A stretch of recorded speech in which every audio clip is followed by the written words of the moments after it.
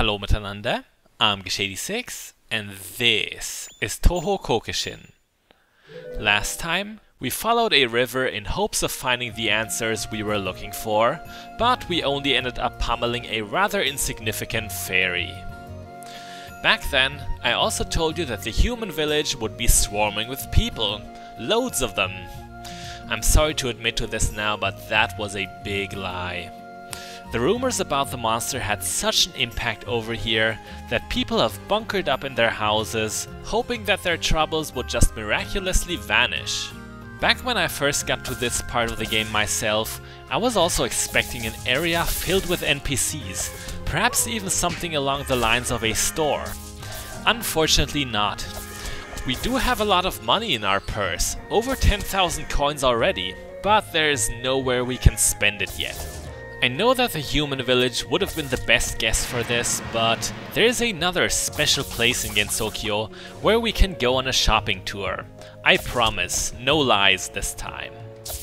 Something else to look forward to is Silver Rain.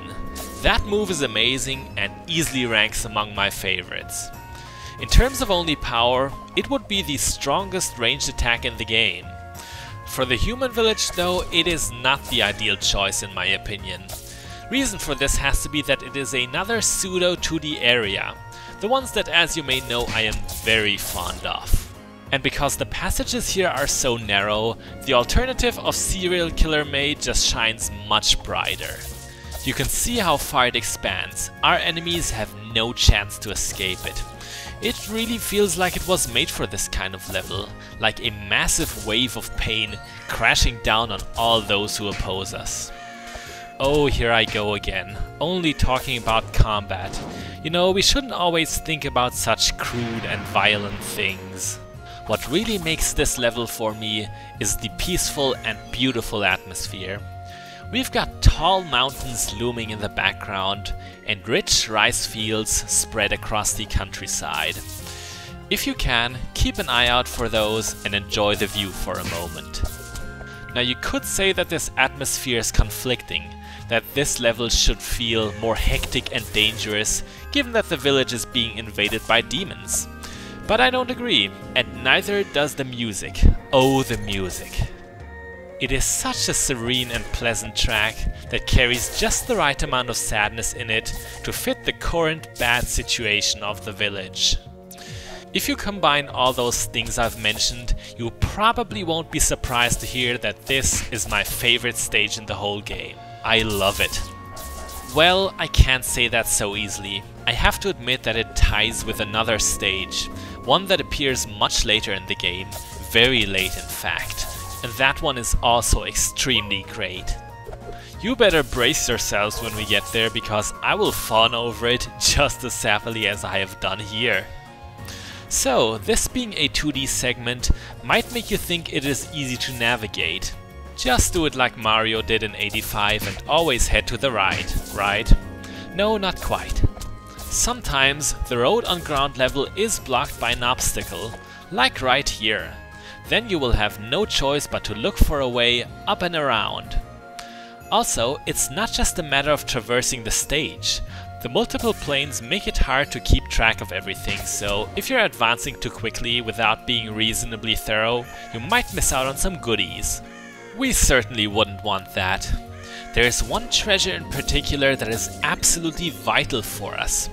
It is not the one on the lower left here that will always be a low quality item, but on the inconspicuous first floor of this residence here is a chest that will always hold a Cinquedilla. An excellent weapon, that one. It is fairly strong and always has a high item drop rate on it. This is also a great opportunity to look at our protagonist. My life is void, I live but to serve. Gah, I hate everything. A little more about the Cinquedilla. It is an exceptionally valuable weapon at this point of the game that you won't be able to get easily. Its name is displayed in your inventory in goldenish yellow, signifying the highest rarity. Here's some trivia for those of you always hungering for lore. A Cinquedilla is an Italian short sword from the Renaissance. Guarding this upcoming bridge is another red frog. You know what that means. Yup. I think those are the only frogs in the whole stage. The human village has kept itself remarkably amphibian-free.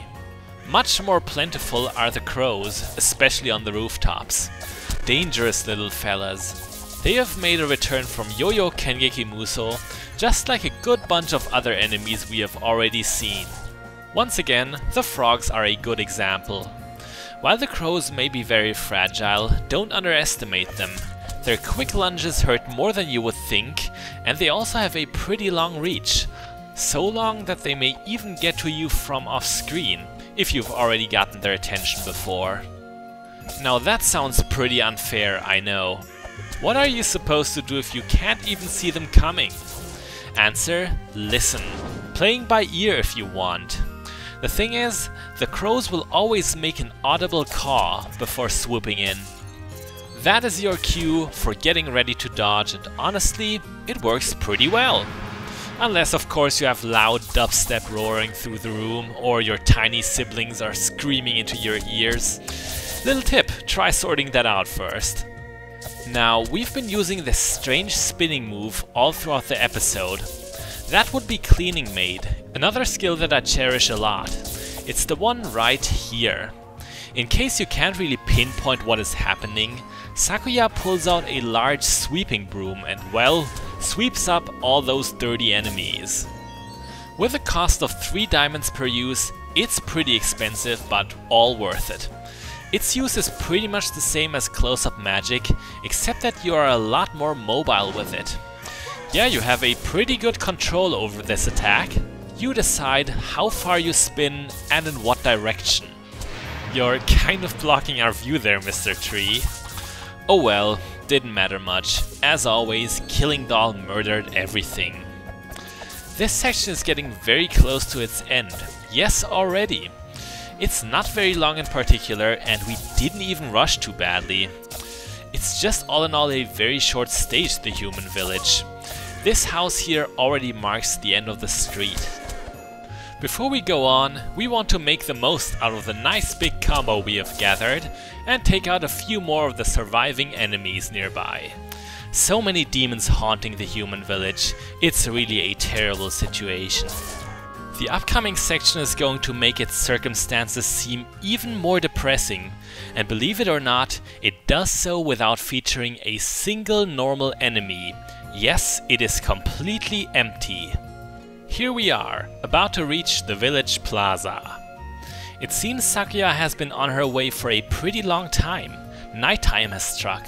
Not just any night, but the night of the summer festival. Take a long look at everything. We have all of these nice market stalls perfectly set up, but right now, with the current crisis on everyone's mind, no one is in the mood to celebrate. It's really a damn shame. Folks were about to party so hard, but now, none of that. It kind of gets to me a little. But let us cast that aside for now. There is something about this portion that I need to warn you of.